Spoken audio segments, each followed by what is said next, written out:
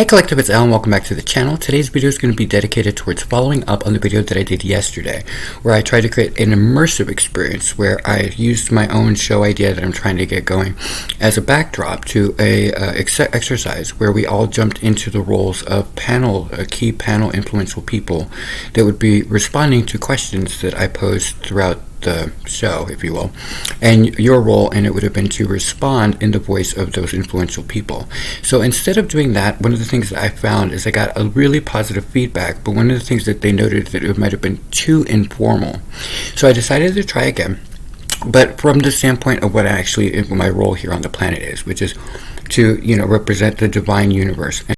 I wanted to do is just ask a set of 10 questions to you all to get your minds going and seeing if you know the answers to them, and how you feel about the questions that I'm asking, as a means to kind of bridge the gap between us and unite us in a way that's still, direct and still sends the message across the right way, but allows you as the viewer to be brought into the conversation and what would you say in response. But instead of doing it informally, I'm going to do it a little bit more formalized and just do a rapid fire 10 questions that I would pose to the collective at large and see what you guys come up with as the responses to it. I even brought a little visual aid to go ahead and help us. So let's begin. So, being that I represent innocence and that one of my big drives in this world is to protect children and homeless, disabled, people who are underserved in our world, I work against hatred, homophobia, racism, sexism, all of that stuff. One of the things that I've noticed in our world now is that we have this sense of not being able to be free and to truly ask questions that we want to ask.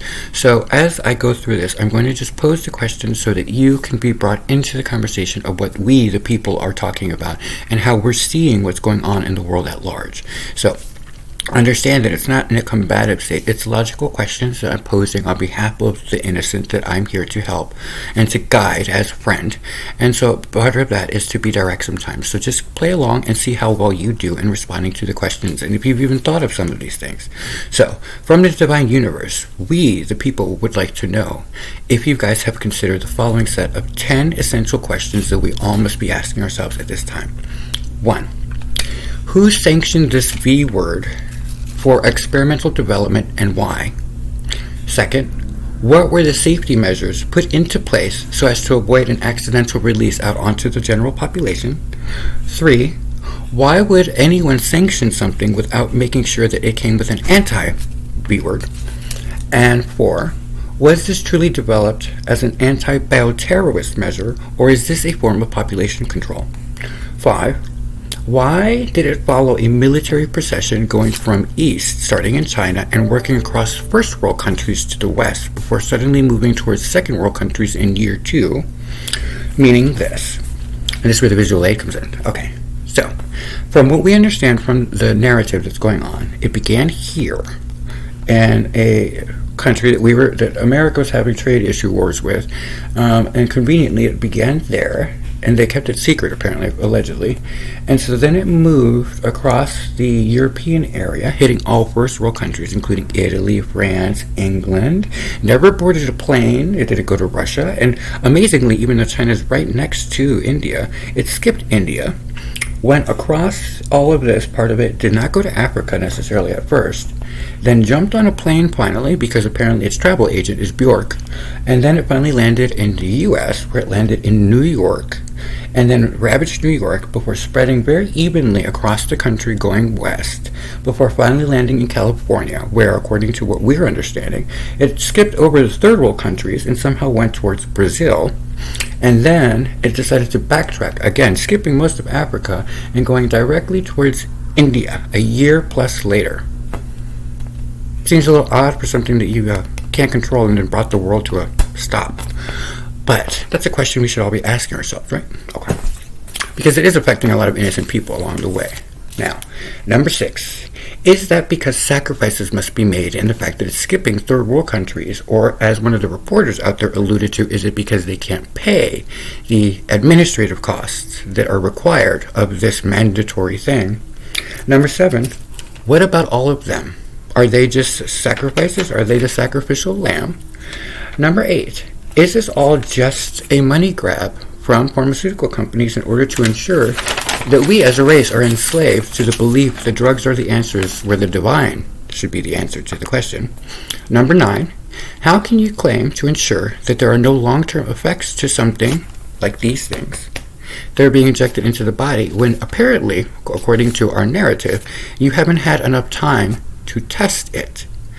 That is, unless we want to go down the conspiracy theory thing and just say that they probably did have the antivirus already in place, but they didn't make enough money if they released it early, so they made it a high demand item. And last but not least, is this all truly just a tact of some form of simulation to test the infrastructure of our system in case an actual pan word actually does break loose? And if so, how long are we going to allow the people of our world to suffer? And those are just 10 questions that the divine universe would love to know. Now, under the normal situation for the show with the turquoise leadership, this would be in a setting where a lot of influential people would be able to retort to these questions. But seeing as we're not allowed to really ask these things without it being in an entertainment type manner, we must say that this is all just hypothetical questioning. But it does beg the question of why aren't people like me being able to ask these questions? Because as you can see, it's not like they're odd questions. They make a lot of sense, and the divine universe is observing everyone, so I'm just wondering why we aren't taking more time to actually work on things like this.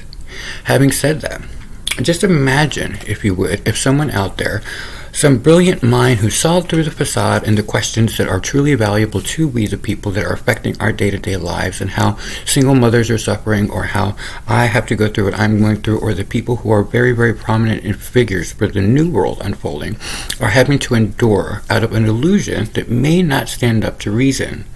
What if someone decided to invest in a network or invest in the return of free speech to our world? And what would that do for you and for the people that would man those stations, part of the divine universe, who are here to free the people from enslavement of mind control, drug abuse, drug addiction, and what that would do for the vibration of our planet if only someone would do that. And that's it for the Divine Universe download for today. I just wanted to go ahead and put that out there under normal circumstances on a show type setting. I would read the 10 questions as formally as I did, and then I would release it to the panel, and then the panel and I would discuss. So just imagine, all of the wonderful people that were in yesterday's video being present and just talking about it. The worst thing that would happen in this situation is that we would be allowed to get the answers to it, and we would feel a little bit better, or we could call them on their bluff at the same time. Hence, dialogue communication. But I wanted to pose that to you guys. Do you find that yesterday's video, which was more informal, talking about the collective consciousness, was more appealing to you? Or do you find a more direct approach from the Divine Universe, where we specifically lead the people by asking the 10 key questions that really affect our day-to-day life? You as a viewer now have the opportunity to actually consider whether or not you actually have thought about these questions and what you think the answers are to them. And the worst that can happen is that we all come to an amicable conclusion where we realize that we need better answers and better questions to be asked. That's it for me, guys. You guys have a blessed day.